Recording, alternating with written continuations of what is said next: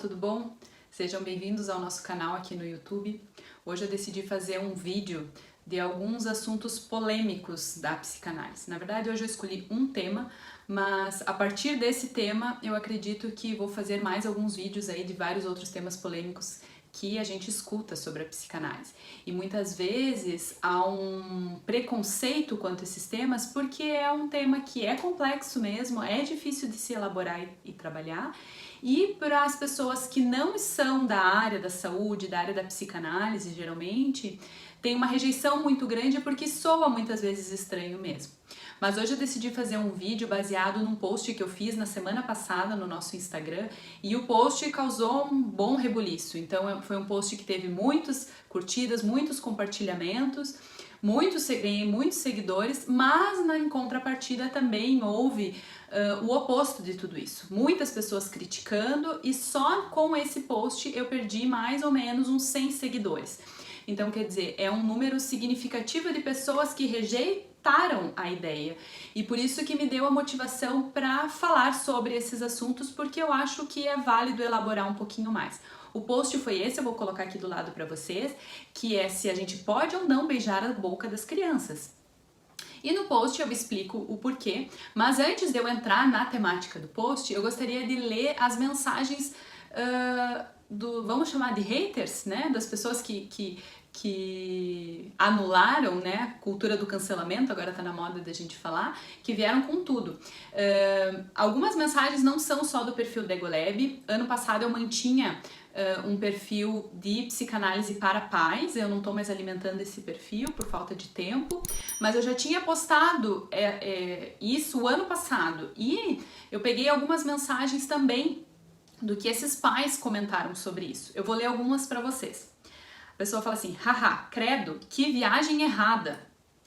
Aí outro comentário: beijem seus filhos, tomem banho com eles, a maldade tá nos olhos dos bolsonaristas. Quer dizer, as pessoas adoram colocar política em tudo, né? Ou é preto, ou é branco, ou é Bolsonaro, ou é PT, ou não existe meio termo. Olha isso, aí a pessoa marca alguns perfis. Olha a contramão de tudo aí. Esse comentário muito legal, porque foi de uma mãe que fez um comentário e eu fui conversando com ela nas mensagens e no fim essa mãe foi um alerta para ela, porque ela escreveu uma mensagem bem grande, eu só escrevi um pedacinho da mensagem aqui, só peguei um pedacinho. Olha, gente, tô passada sobre esse assunto. Beijo o selinho na boca dos meus 2 meninos. Ensino a ele, já o maior que estuda, que só beijinho na mamãe. Olha a mensagem que essa mãe passa. Filho, beijinho só na mamãe. O que ela estava querendo dizer é que, por segurança da questão da sexualidade da criança, ele não poderia beijar mais ninguém. Mas aí eu grifo para ela essa mensagem. Olha a mensagem que você está passando. Beijinho só na mamãe. Isso vai ficar possivelmente para sempre marcado, né? O que será que isso vai significar? Será que esse menino vai conseguir colocar outra mulher no lugar ou só vai ter que ter a mamãe, né? E eu fui conversando com ela e foi muito legal que no final ela acabou concordando, disse que iria estudar mais e agradeceu o post. Então, muito legal essas pessoas que têm essa flexibilidade de talvez não sirva para ela, mas a flexibilidade de olhar o que é diferente do seu cotidiano, né? Aí outra pessoa coloca assim, ó: a maldade tá mais na cabeça do adulto do que da própria criança. Bom, escolhi apenas alguns comentários e durante esse vídeo eu vou tentar responder essas questões. O que será que pode gerar na cabeça de uma criança, né? Inclusive teve um comentário no Instagram que a pessoa me perguntou, tá, qual a consequência disso? Mas já vou falar na sequência isso pra vocês. Essa temática, ela abre vários braços de discussão, mas o que eu vou me restringir aqui é com relação à questão da sexualidade infantil e vou tocar brevemente sobre a questão de gênero. Todos sabem que o Freud recebeu muita pancada, né, enquanto ele estava elaborando, escrevendo, principalmente quando ele escreve os 3 ensaios da teoria da sexualidade. Aí sim foi o fim, né, da reputação do Freud. Então, claro, muitas pessoas apoiaram a ideia, mas nesse percurso, durante os anos onde ele ia evoluindo e cada vez mais ele reforçava a questão da sexualidade humana e principalmente da importância da sexualidade infantil. Então, Freud foi o primeiro que dá lugar à sexualidade infantil, porque até então se acreditava que criança não tinha sexualidade. Ele perdeu muitos seguidores, né, no caminho. Ele perdeu o Jung, principalmente, né, que era um médico que o Freud apostava suas fichas nele para ajudar o Freud a disseminar a psicanálise no meio acadêmico, na psiquiatria, né, mas lá em 1914 o Jung acaba desviando um pouco, dizendo que a libido não é só sexual. Então aí foi o grande confronto entre o Freud e o Jung. E vários outros, né, importantes psicanalistas na época que depois acabaram escrevendo a sua própria teoria, né? Isso só mostra a grandiosidade dele, né? O Freud, ele acabava não sendo muito flexível com pessoas que iam contra o que ele estava estudando. Então ele era muito fechado, ele muito focado, ele não podia muito se perder, né? E o interessante é que vários textos dele, ele sempre deixa em aberto que até então é o que ele percebeu, né, mas que pode mudar, pode vir outras coisas. Então ele sempre deixou esse aberto na teoria dele, porque era ele que estava abrindo o caminho, né, da psique humana, do inconsciente. Mas é claro que muita coisa mudou na contemporaneidade. O que aconteciam com as histéricas da época do Freud, a gente não vê mais hoje na contemporaneidade, né? E eu vi um seminário da Julieta Jerusalinski e de mais dois psicanalistas, que eu não vou me recordar agora, eu coloco aqui na tela para vocês, onde eles estavam debatendo essas questões da sexualidade na contemporaneidade, né? E falando que na época do Freud existia uma grande repressão, né? Então não podia se falar sobre sexo, sobre sexualidade, as dúvidas que as crianças tinham não tinham lugar, não tinham espaço, então havia muita repressão. No século XXI agora está acontecendo um movimento completamente oposto. Não pode reprimir, não pode dar borda, né? E o debate deles foi exatamente sobre isso, que os pais estão muito perdidos de como agir, porque hoje vem uma teoria, que é a teoria do gênero. Vou colocar aqui na tela o termo, né, que eu tirei da Wikipedia. O termo gênero deve ser usado para se referir às construções sociais e culturais das masculinidades e feminilidades, e não ao estado de ser homem ou mulher em sua totalidade. Então, o que eles estavam debatendo é exatamente isso, que se vai para um oposto. Antigamente não era homem e mulher, uma questão muito organicista, né? O que eu nasci, o órgão que eu nasci é o que eu tenho que ser. E agora tem um movimento oposto, onde os pais têm medo de reprimir os seus filhos e não deixar que a sua sexualidade apareça como tem que ser, mas achando que isso já vem pronto, isso já vem, tipo, eu não posso dizer pro meu filho que se ele gosta de boneca, ele não pode brincar de boneca. E há uma confusão em tudo isso, né? E aí eu indico para vocês esse livro, que na verdade esse debate que eu tô conversando com vocês são de 3 autores, né? São Gênero e Sexualidade na Infância e na Adolescência, Reflexões Psicanalíticas. Quem estava no debate era a Julieta Jerusalinski, o Paul Cardoz e a Adela Guller, espero ter falado certo. Então, eles estavam debatendo sobre essa questão, né, de que na contemporaneidade os pais estão perdendo como fazer a borda das crianças, né? E o que eles tratam, né, se a gente considerar que na teoria de gênero a criança vai definir o que ela quer ser, se ela quer ser homem, se ela quer ser mulher com relação ao gênero, e antigamente não podia se definir isso, tu era homem ou mulher a partir do seu genital, o que a psicanálise quer ajudar e nos falar é que nenhum nem outro, né? A gente precisa entender que as primeiras bordas, as primeiras orientações são dadas pelos pais.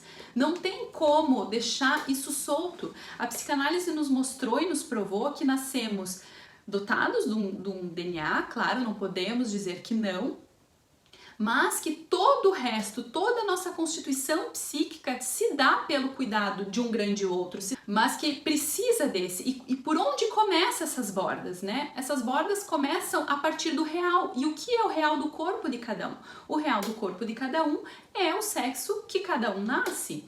Então, o que a teoria de gênero perde é esse real do corpo, né, onde o real do corpo não importa, e para a psicanálise sim o real do corpo importa, e daí a gente resgata a teoria do Lacan, do real simbólico imaginário, né, onde a nossa constituição sexual se dá por essa tríade de real, corpo, o que é falado, o que é nomeado do meu corpo, e do simbólico e do imaginário, quais são a imagem do meu corpo que forma, quais são as palavras que são ditas sobre mim, e essa tríade que vai formar a nossa sexualidade e que a gente vai se tornar hétero, homossexual, transexual, mas de uma forma menos sofrida.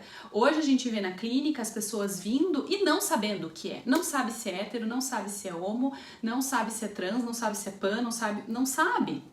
Então vai se criando novas nomenclaturas para tentar fazer borda nessas pessoas que estão sem borda, né? Então o que a psicanálise, o movimento que a psicanálise quer, e que a contemporaneidade está indo na contramão de tudo isso, e quando a gente apresenta algo dizendo, não, peraí, o real do corpo é esse, a partir daí a gente começa a constituir um humano, sai caindo de pau, porque o que acontece é que é como se estivesse excluindo pessoas, e pelo contrário, a psicanálise é extremamente plural e entende que o ser humano é normal em toda a sua pluralidade, né? E a questão de nomear o corpo da criança, de dar borda para o corpo da criança a partir do primeiro norte, que é as diferenças dos órgãos sexuais do menino e da menina, não é que isso é algo ruim ou bom, né? Porque hoje os pais estão perdidos, se colocam um nome neutro, porque vai que a criança depois queira mudar de sexo, se define o nome depois. Então, falta nomeação, e essa falta de nomeação acaba sendo devastadora, acaba caindo num vazio, né? Então, não é que isso seja bom ou ruim, mas isso é necessário, é primordial para que se forme contornos, para que a pessoa seja, no mínimo, um neurótico saudável, sem tantos sofrimentos, né? Eu vou ler um trechinho desse livro, um parágrafozinho, só para vocês verem o que é o primeiro artigo, eu acho. Deixa eu ver qual que é o artigo. É o artigo da Rosa Mariotto. A subjetivação depende de que esse outro primordial situa a cria humana como parte de sua economia libidinal, condição que autoriza a supor nesse corpo um sujeito antes mesmo que ele ali já esteja instalado. Então, quer dizer, o pai, a mãe, os cuidadores vão supor que ali já existe um sujeito antes mesmo dele saber que ele é um sujeito. Já vão começar a nomear, desejar, dizer o que querem para a vida dele, mesmo que ele não faça nada disso. E a psicanalista dela falou uma coisa muito interessante, que pelo menos dar a opinião para o filho, dizer o que espera dele, dá um norte para ele dizer sim ou não. Eu quero isso ou não quero isso? Mas se eu não digo nada, eu não dou nenhum norte, quer dizer, a criança não tem como dizer nem sim ou não, porque não tem referência. Continuando, o encontro com o outro semelhante ou cuidador é o princípio marcado pelo desencontro com o outro, a linguagem. É no laço especular atravessado pelo simbólico que se manifesta pelo discurso que denota o lugar de que o pequeno sujeito ocupa. Então, é exatamente essa tríade que o Lacan trouxe do real, simbólico e imaginário que se constitui como um completo na primeira infância, né? Então, no primeiro momento, só o real está instaurado, né? Que é o real do corpo, que é o que o pai e a mãe vê, que é o que o pai e a mãe nomeiam. Depois é formado o imaginário e depois o simbólico. Então, finalizando, que daí o simbólico vai se finalizar junto lá com a castração, com o complexo de Édipo. A partir daí a gente pode dizer que se constitui um sujeito.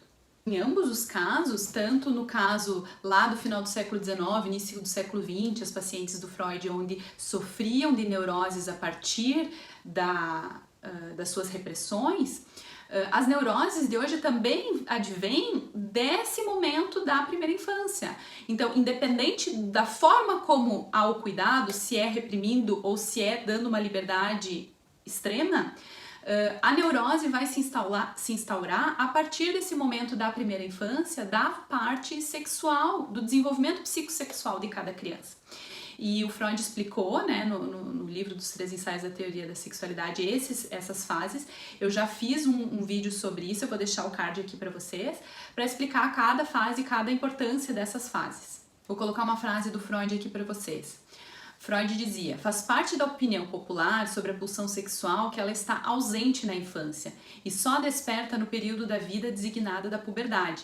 Mas essa não é apenas um erro qualquer, e sim um equívoco de graves consequências, pois é o principal culpado de nossa ignorância de hoje sobre as condições básicas da vida sexual. Então, quer dizer, o Freud foi o primeiro que deu um lugar de importância para essa questão da sexualidade infantil.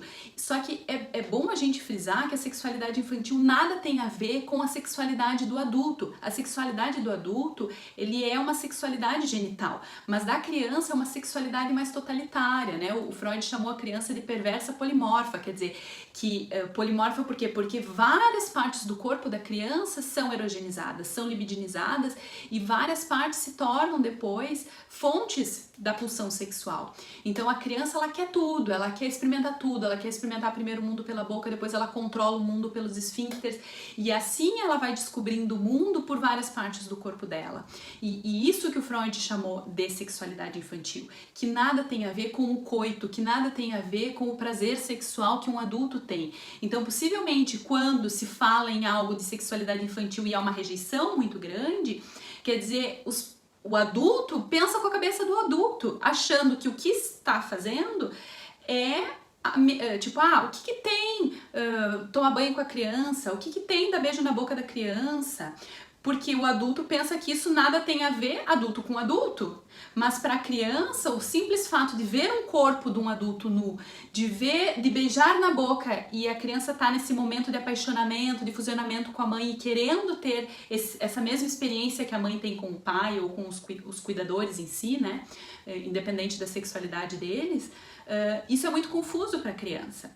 Então, voltando, né, ao post polêmico sobre se podemos ou não beijar, eu tirei a resposta deste livro, da Françoise Dolto, Quando os Filhos Precisam dos Pais, respostas às consultas de pais com dificuldade na educação dos filhos. A Françoise Dolto era uma pediatra, psicanalista francesa, ela inclusive trabalhou junto com o Lacan, formou a escola francesa de psicanálise junto com o Lacan, tem uma importância extremamente significativa na psicanálise com crianças. Esse livro é muito legal, porque são várias perguntas e respostas, e são perguntas feitas por pais. A Françoise Dolto, ela participava de um programa de rádio, onde os pais mandavam essas perguntas para o rádio e ela respondia ao vivo para esses pais. E esse livro é um compilado dessas perguntas e respostas. Então, referente à questão de ficar nu na frente de uma criança ou de beijar uma criança na boca, ela traz a questão da importância do cuidado com a sexualidade da criança, porque a criança ainda está descobrindo o mundo. Para ela, tudo é muito intenso, tudo é muito aflorado. Então, com relação a ficar nu, ela diz que não é o ideal, porque é sempre traumatizante para a criança. Os pais têm de respeitar sempre o filho como se fosse um hóspede de honra, e eles não andariam sem roupa diante de hóspedes de honra, ela diz. Para uma criança, a nudez dos pais é tão bela e tão sedutora que ela se sente lastimável em comparação a eles. Quer dizer, aquele corpo formado com seios, né, castrado para a mãe, não castrado para o pai, né, um volume muito maior do que o próprio corpo. Tudo isso para a criança é algo muito grande, muito extremo, né? E falando sobre a questão do beijar na boca, ela diz não, nem num lugar, nem em outro. É ainda mais sedutor quando ocorre na intimidade. Acho que as crianças entendem desde muito cedo que os pais têm intimidade entre si, que elas não têm o direito de ter. É precisamente isso que faz uma criança ser criança e os pais serem adultos. Devemos dizer a ela, quando você tiver uma mulher ou um marido, você também o fará. Então, ela alerta, né, os pais que a boca, depois, né, nós entendendo a questão das zonas erógenas do corpo, a gente entende que a boca é uma parte sexual. O adulto usa a boca para fazer sexo, né? Então, quer dizer, a gente vai estar estimulando algo que não seria necessário estar estimulando nessa fase onde a criança está em desenvolvimento. E a grande questão da rejeição, né, que esses adultos fazem, que esses adultos têm, é porque a gente não lembra, né, o que acontece com a gente nessa fase. É a grande teoria da psicanálise, a gente recalca tudo isso.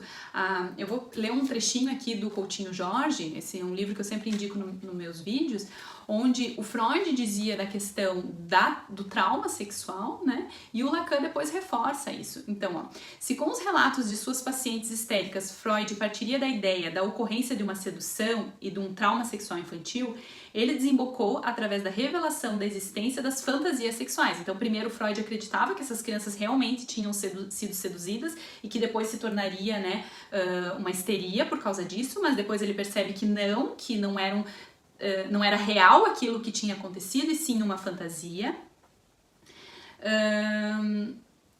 Na noção do infantilismo da sexualidade, isto é, que a sexualidade é sempre traumática enquanto tal, e isto para todo e qualquer sujeito. Lacan veio a nomear essa passagem fundamental da obra freudiana como sendo a concepção de um trauma como contingência.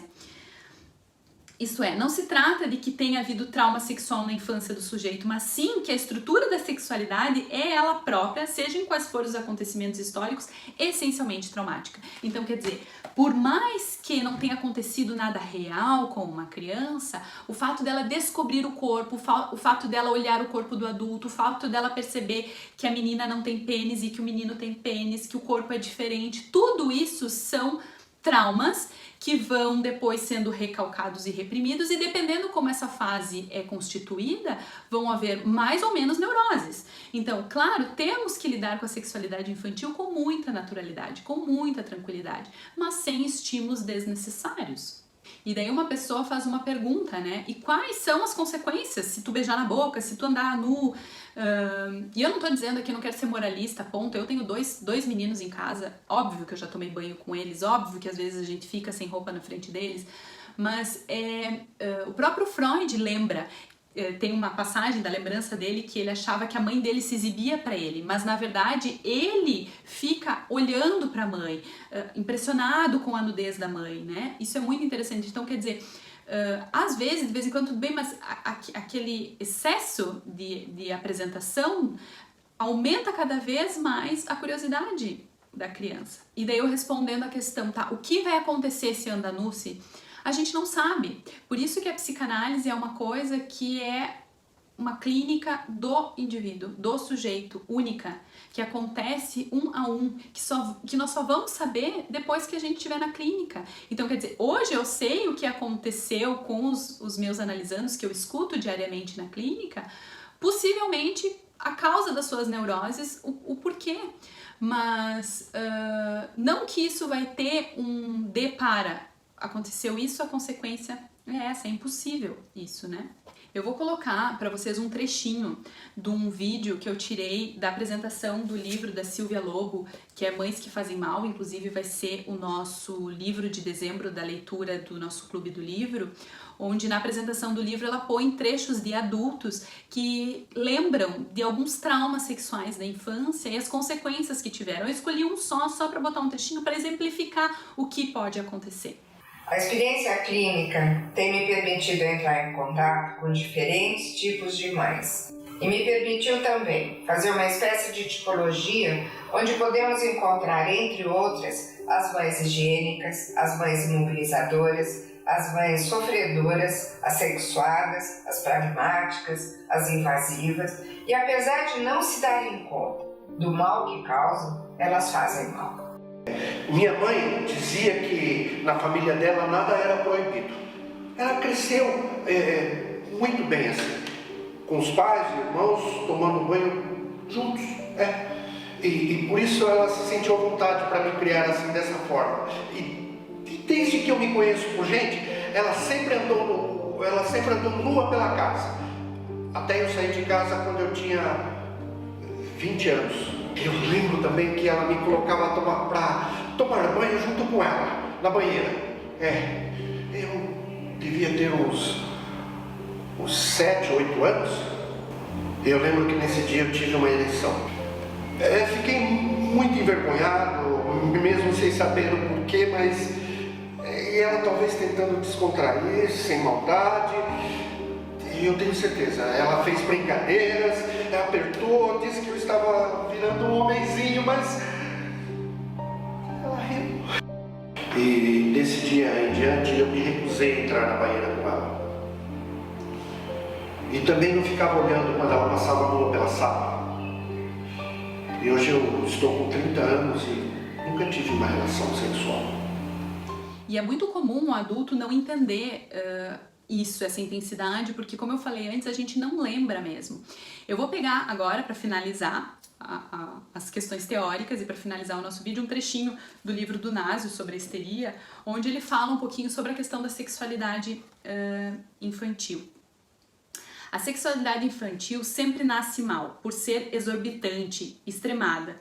Eis aí a grande descoberta do Freud, que o fez abandonar a teoria do trauma real como a origem da histeria. Então, quer dizer, como o Freud percebeu que os traumas geralmente não são reais, quer dizer, para o adulto, às vezes, como não está acontecendo nada de mal na cabeça do adulto, para a criança pode estar sendo um trauma realmente, porque depois ela vai fantasiar com tudo aquilo e essa fantasia vai se tornar a realidade da criança. A sexualidade infantil é um foco inconsciente de sofrimento, pois é sempre desproporcional aos meios limitados, físicos e psíquicos da criança. A criança é inevitavelmente prematura e despreparada no tocante à tensão que aflora em seu corpo. Inversamente, essa tensão libidinal é intensa demais para o seu eu. Fonte dos sintomas futuros, a sexualidade infantil é traumática e patogênica por ser excessiva e transbordante.